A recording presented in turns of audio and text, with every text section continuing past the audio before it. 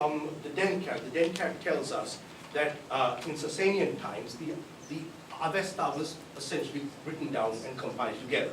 And we're told, according to Dencat Book 4, that the Avesta was regarded as an encyclopedia of all human knowledge. So in the Dencat, we have references to science being incorporated, whether it is astronomy, whether it is medicine, etc., incorporated. But a lot of that was, shall we say, a compendium of human knowledge, which of course one can see as being valid religiously, because if God creates all knowledge, then all knowledge is religiously valid, okay? But that's not necessary for religious purposes. So what seems to have gotten lost along the way is the stuff that did not have a ritual function and did not have, shall we say, a liturgical instead of a prayer function. Out of curiosity, what translation of the Gathas are you using? I use my own. Oh, Yeah, okay. I use my own. But I mean, if you want to go, Humbaka Nichipuria really did a very lucid one. A part of the problem with translations of the Gathas is it's trying to take the words and then turn them into readable English. Yeah. And so some of the translations you look at it and you just sort of toss the book aside and say, it makes no sense. Could you possibly speak on what you understand Zoroaster's attitude towards the Hayoma versus later reinterpretations of his attitude towards the Hayoma? So Zarathustra never directly condemns Homa. Homa, the Vedic Soma. Again, another example of how things change. There's no agreement on what Homa Soma was at Zarathustra's time, even before Zarathustra's time, or, in the Vedic tradition, it is clearly a plant that's being fermented. We know that because when you take the path to the afterlife, you encounter Varuna and Yama, getting drunk on Homa. We also know that Indra drinks Homa before he goes out to rape and pillage. So you have but we're not quite sure. So Zarathustra seems to be against the negative aspects. Just like he's talking about, the issue of the sacrifice of the cow. And yet, he comes from that tradition. At no point does he directly say, don't do that, which he could very well have. What he seems to be, he uses that as a way to condemn the previous priesthood and the actions of the previous priesthood. Now, because both of those seem to continue in the Zoroastrian tradition even before the Magi get involved.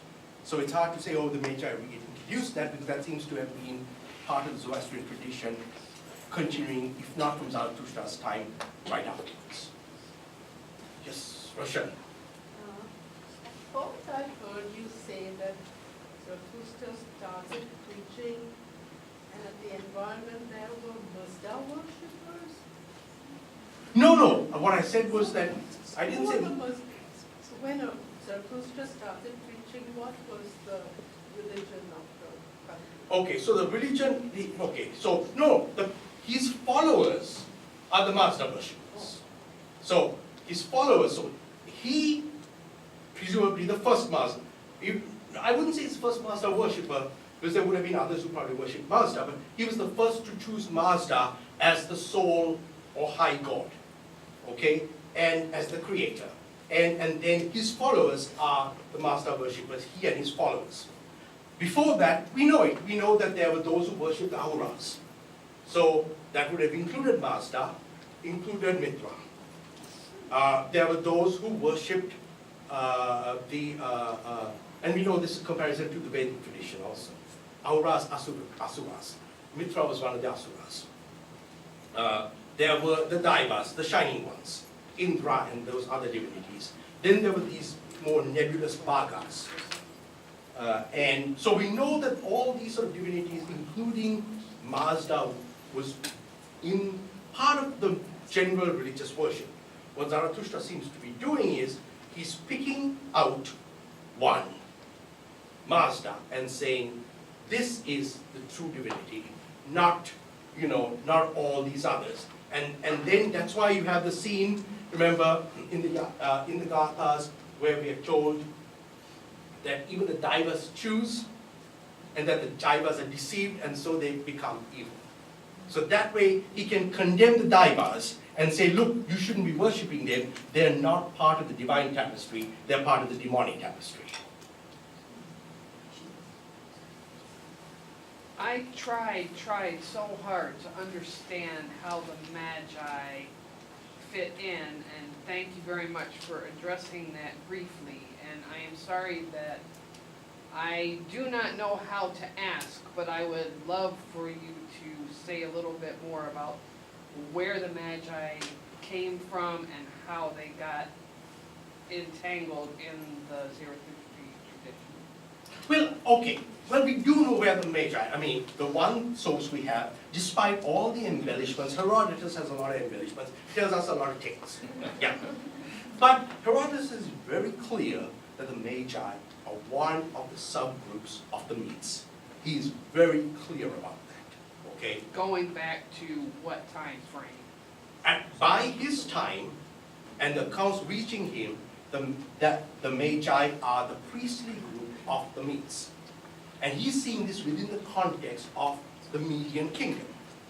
Because the Greeks know of the Greeks encountered the Medes once the Medes have now created a kingdom. Okay? Cyraxes and Astyages. Okay, and his son Astyages. And remember, that's the maternal line for Cyrus. Okay? So the Greeks know about this, and they know that by that point, the Magi are the ones running the rituals. They're in charge. So clearly at some point between that marker of Herodotus and Zarathustra's time, the Magi took over and became the priesthood. And again, that's not surprising if you think about the transition from the Jewish exilarchate to the rabbinate. Okay? So transitions of priesthoods do occur, and so you have these earlier priests, then the Magi take over. Now, it's interesting that the Magi also have subcategories. You have Athrava's fire priests, you have Zaotar's libation priests. So did the Magi assimilate those categories? Were those always categories among the Magi? We don't know. What we do know is the Gathas don't mention the Magi. They do mention the word Mog in the context of meaning a gift. But then once you hit people like Herodotus and then the old Persian texts, it's very clear. We are looking at the Magi as the priesthood. So we have like a 1,500-year range of when they might have. When they might have taken over. Think about it. As a religion spreads, people join it. So an older priesthood would have joined it. Now, it's interesting that Zarathustra never mentions the Magi, which means that at least within his context, they were not opposing him either. He's very clear about who his opposition is. Okay? And that opposition fades out of the scene because the Kavis, when they continue to be mentioned, are still mentioned only in the Western context, the hymns. Then when they're brought into the Shahnameh as the Kais, that's that, shall we say, legendary aspect of the Shahnameh. So in the Shahnameh you have, Peshtadian cycle, which is the mythical cycle, of Gama, Jamsheed, Kashaspa, those. Then you have the Kais, again the two Kayanian cycles, and then you get to the historical stuff. Thank you. Thank you very much. Thank you.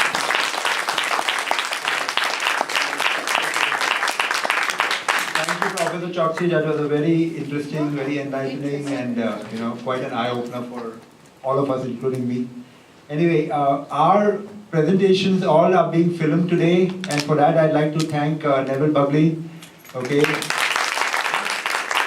we will see, we might put it up on YouTube, or we may even put it up on the SSZ site if we can manage to do that. So thank you. Now at this stage, before we break for lunch, there's an important announcement, and for that I would invite Rohinton Rivetna to come up and speak to us a little bit. Rohinton Rivetna is the person who actually started the Society of Scholars of Zoroastrianism, how many years ago? 15 years ago. And he's been the whole and soul behind it. In fact, I think this is the first year that the SSZ has left Chicago and moved out. So we've done a first with the Zoroastrian community by having it in Detroit. So